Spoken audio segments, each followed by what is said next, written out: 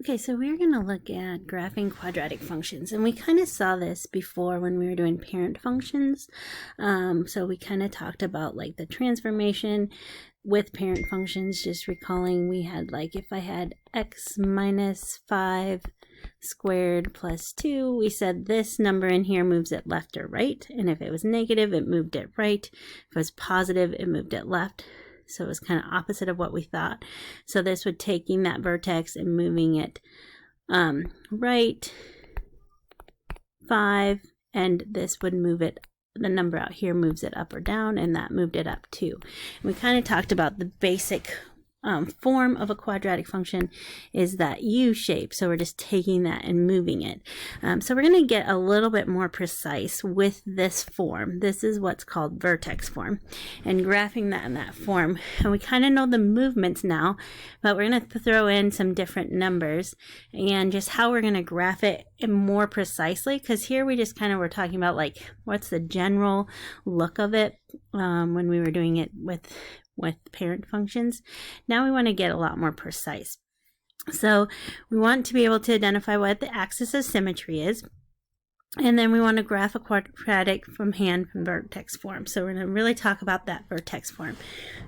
So you'll look at, when we're looking at this, we're looking at a few things. So if this was my function without numbers in here, this sign here is what tells you the way it's opening. So if it's positive, it opens up. And if it's negative, it opens down. So that kind of tells me how it's going to open. And then this tells me how it is, like the kind of shape of it. So this is what makes it narrow or wide. So then that number either makes it a narrow or wide, and we'll kind of talk about that, but we also, like I said, want to really be precise with it. So we're going to talk about how to be a little bit more precise. And then this number here, actually HK, again, H is moving it left or right, and K is moving it up and down, but this is actually your vertex. That's your opening form. So if this is negative, notice my H here is positive, so it's kind of the opposite of the sign there, but here we took it. If this was positive, then my vertex would be a negative X. And then we're going to apply it at the end, or kind of see where we see this a lot, especially if you do take physics or something like that. You'll see them as height functions a lot. So the vertex, or the quadratic equation, not vertex, the quadratic represents the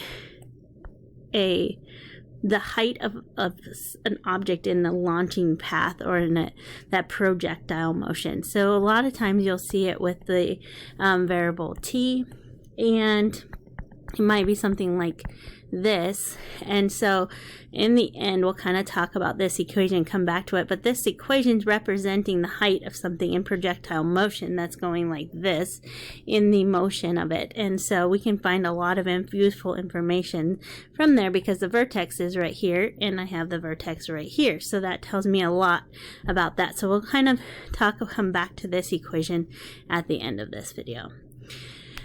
All right, so that vertex form is this form that we just talked about. And again, look at there, that vertex, we can get that vertex straight from it. That's why it's called the vertex form. And the vertex, the X would be the number inside here with the X, and it's opposite of the sign. And the K would be the number outside here.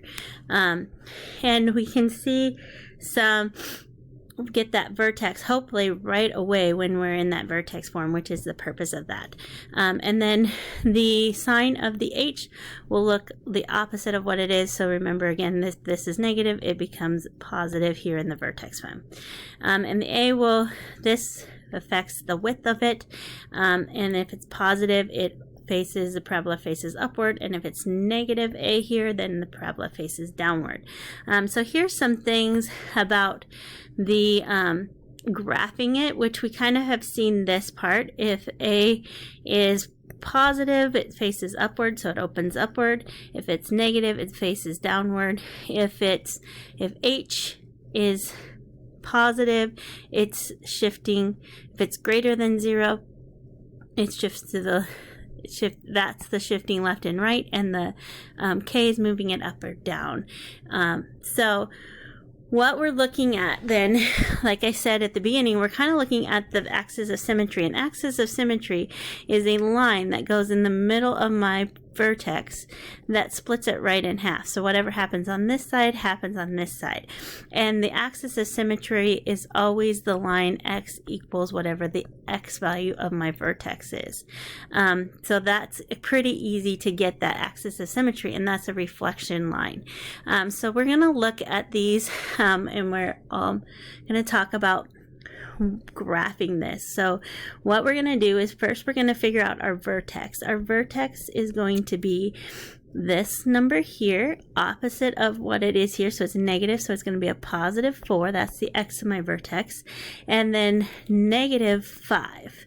And then because my A here, this right here, is positive because there's no sign, it's going to open up. So I get that first point. This is my starting point for negative 5. So over 4, down 5. 1, 2, 3, 4, 5. So there's my starting point. That's my vertex. And then I said because that's positive, it's going to open up. So I know it's going to be moving up in this direction. But again, I want to be a little bit more precise than I was before. My axis of symmetry is going to be x equals whatever my x is of my vertex, 4. So I have an axis of symmetry along this line. And then to make it more exact than just, oh, I know it's a U shape, let's just draw a U shape in there and say I'm good. I want to find another point. And so one of the key points would be my Y-intercept. And my Y-intercept would be when x is 0. So what I'm going to do is I'm going to plug in 0 for x, and really you could plug in any one, but the Y-intercept is pretty key because you're going to see that. So plug in 0, I get negative 4 squared minus 5, so 16 minus 5, which is 9. So I have my Y-intercept is positive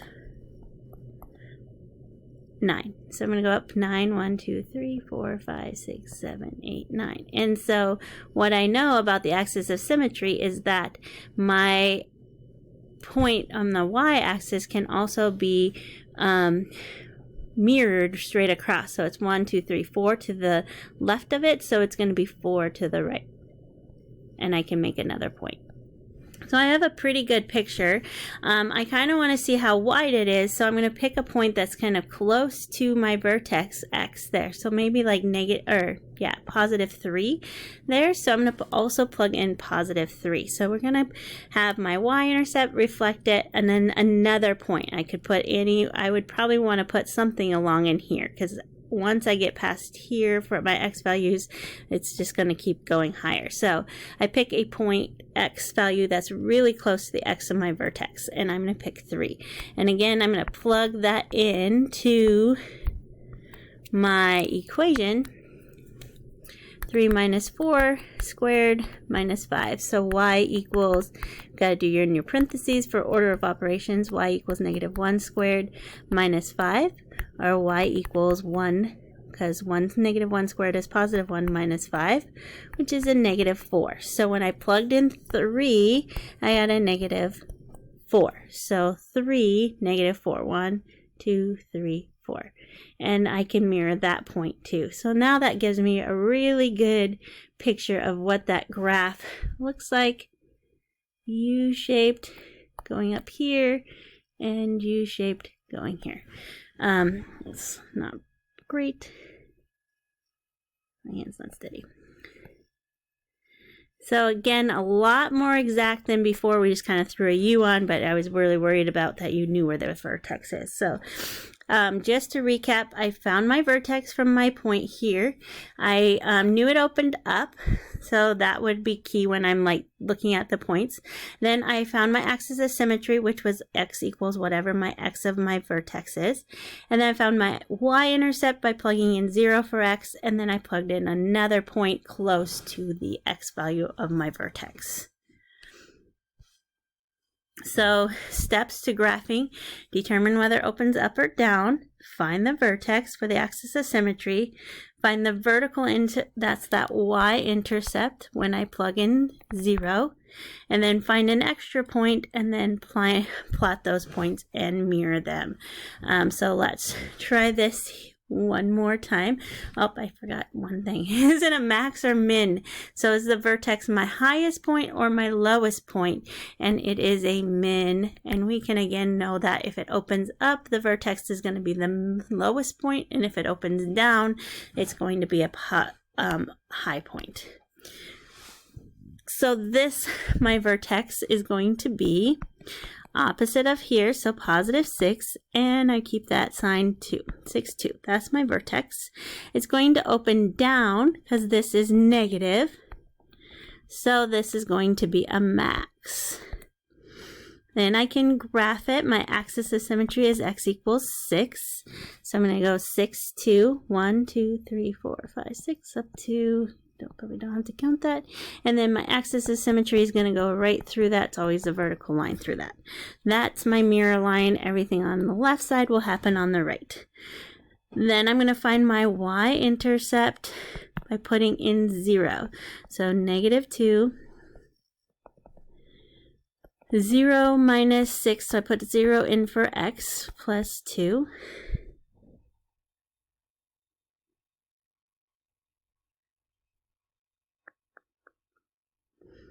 So, just looking at that, it's going to be really big. So I get negative 2, negative 6 squared plus 2. So negative 2 times 36 plus 2. And I get this really big negative number. So it's way down here. So I have negative 72 plus 2, which equals negative 72. So I'm not going to, or negative 70. I'm not going to graph that. So I'm going to pick a point kind of close to 6, like 5. So I'm going to plug in 5. So I have another point to mirror. So y equals a negative 2. 5 minus 6 squared plus 2.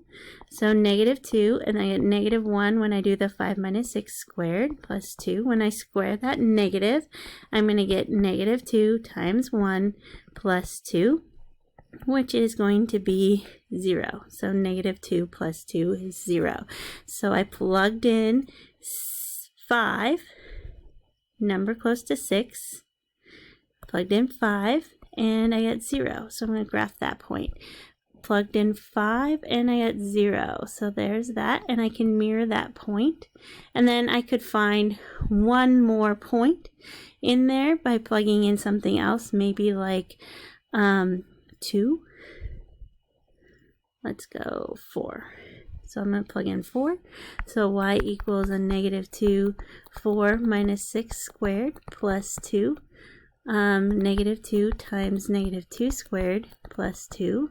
So I get negative 2 times 4 plus 2, negative 8 plus 2, which is a negative 6. So I plugged in 4 and I got a negative 6. So positive 4, negative 6. So really starting to go down pretty quickly from there. So again, that y-intercept was too big, so I had to put some points that were kind of close to my vertex for better mirror points. But I want at least 2 points that I plug in and then mirror those 2 points. So I should have at least 5 points of the vertex and 2 other points to graph it to really get that shape. All right, I want to go kind of back then to this one because you have one kind of like it on your homework. So if I was looking at this equation, there's a few things that I can tell, right? It's a max, so this means what this is telling me the path of it over time. So my vertex here would be 346.5. And